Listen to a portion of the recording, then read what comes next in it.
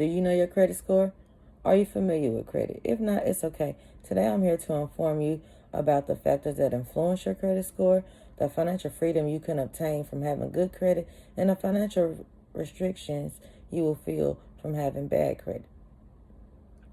Credit scores typically range from a 300 to 850, being that a score of 300 to 600 is bad credit, a score from 670 to 750 is good credit, scores in between are fair credit, and anything over a 750 is considered excellent credit. There are many factors that influence your credit score. There are two main factors I would like to speak on today, which is credit card utilization and your payment history. The credit card utilization is 30% of your credit score, while the payment history is 35% of your credit score. Together, that is 65% of your credit score. So you can see how those two factors are very influential to your credit score. The golden rule is usually to keep your credit card utilization under 30%, which means if you have a credit line of $100, you don't want to spend more than $30 off that credit line every month. So that way that it is reported back to the credit bureaus that you're only using 30% of that credit score. Of that credit card. And also you want to make those payments for the money you spent on that credit card on time. Because again, the payment history is 35% of your credit score. So the more on-time payments you're making to your credit cards, that's the more good payments you're making that's going to influence your credit score in a good way versus in a negative way when you make late payments or you skip payments and miss payments. So golden rule is keep your credit card utilization under 30% and make those payments on time. And with that being said, let's get into the benefits or the financial freedom you will obtain from having good credit. So say you want to buy a car for $20,000, but you don't have $20,000 to spend on a car today. So being that you have good credit, the banks will loan you that money to get that car.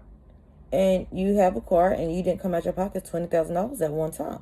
You're going to have to pay that, but it's going to be over a course of time. Versus if you have bad credit and you want that same car for $20,000, the bank's going to say, no, we're not going to loan you that money to get that car. And now you don't have $20,000, you don't have a new car, and you have bad credit. So another thing about having good credit is that when you are getting that loan, it could be the difference between you spending $0 down because you have good credit, or if you have bad credit and they want $2,000 down on that $20,000 loan. Or the difference between I have good credit, so my payments every month is $200, and I have a 2023 car for $20,000, or I have bad credit, so I'm paying $500 or more a month for a car. So that is just a little bit of the financial freedoms you can obtain from having good credit.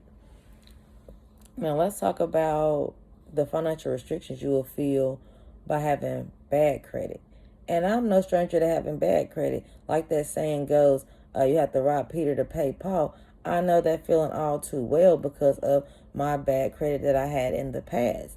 So I got the bad credit by, opening a credit line when I had good credit. But then I maxed my card out and I was like, oh, I can pay that every month and I'll get it back down. Well, I didn't factor in the fact that I had a low-paying job, and so I was barely able to pay my bills every month. So then trying to pay a credit card too, a lot of times I had to skip that credit card payment.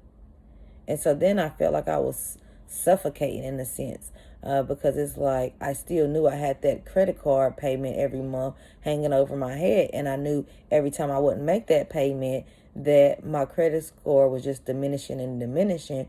And it put me in a state of stress because that credit card was supposed to be used for me to have a little financial freedom, where now it's like I just have to pay for that credit card, but I'm not able to use it because it's maxed out and I'm not paying my payments on time. And on top of that, my credit score is plummeting. Yeah, it went down to a 550, you guys. Yeah, I'm embarrassed.